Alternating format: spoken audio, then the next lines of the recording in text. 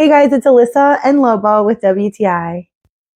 Every time I put this doggy onesie from Yominda on Lobo, it just makes me smile. I love the dinosaur print, and I think he just looks so adorable.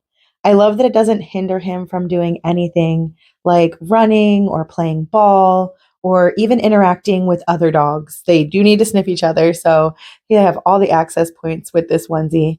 And of course, it's important that he's able to still go to the bathroom. Even though he looks really cute in it, the main reason I wanted this onesie was to keep down the amount of dog hair that got all over my car when I take him with me.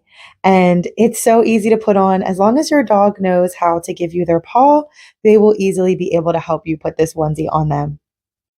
These types of interactions are really bonding for you and your dog. I think Lobo looks so adorable in this onesie from Yominda, and it has really helped to contain his shedding. We highly recommend it. And that is our point of view.